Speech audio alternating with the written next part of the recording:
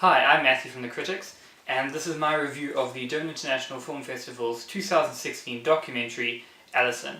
For those of you who are South African, Alison's story isn't an unfamiliar story to you. It follows the story of Alison, who was violently raped and then savagely stabbed over 37 times and disemboweled and had her neck cut open. And it follows, and miraculously, in her words, survived, and follows her story from there. And a lot of South Africans know the story, especially those who've read her book. But what I really liked about this documentary is that it went beyond that, and having built up, for those of us who didn't know her story at all, built it up very well, got us to the point, and then went beyond where, from what I've read, the book ends, and got you to really know Alison very well. It's a very personal story that she tells, and she talks very openly, and a very well put together documentary. I think the opening scene of her rape and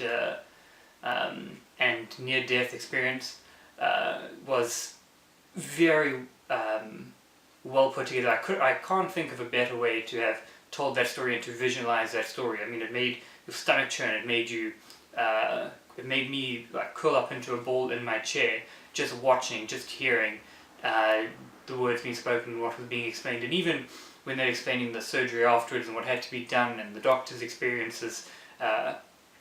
Definitely is a movie that's going to leave you having gained something from having watched it, and you're going to go through and feel a lot whilst watching this documentary.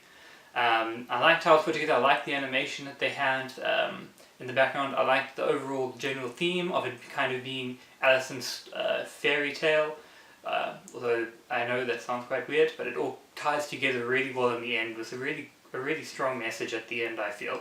A few things that were a little bit weird. I would have really liked for those people, like the detective and the prosecutor, who were clearly very Afrikaans. It would have been nice to hear them speaking Afrikaans. I don't think they came across as well having to speak in English. And most films that I've seen at DIFF have had subtitles, and it's perfectly acceptable. And I think people sound best when they speak their home languages, which is why I don't try and speak any other language on video. So that was a little bit weird for me, especially as a South African. It's nice to hear other languages other than English, because that's what you're used to. And I think some of the headshots were a bit zoomed in, and got there was a bit too much of it in the film.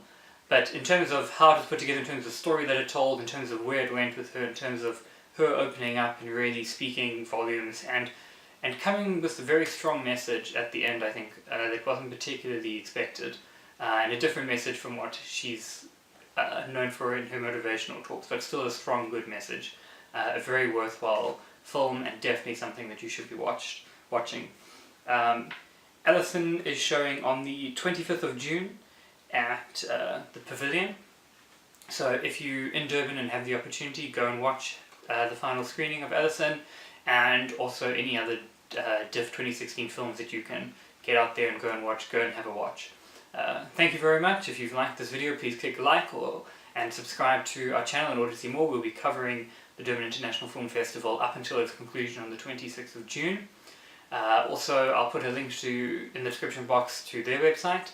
I'll also put all the links to our social media, so that's our Facebook, our Tumblr, our Twitter, and our Instagram accounts in the description below.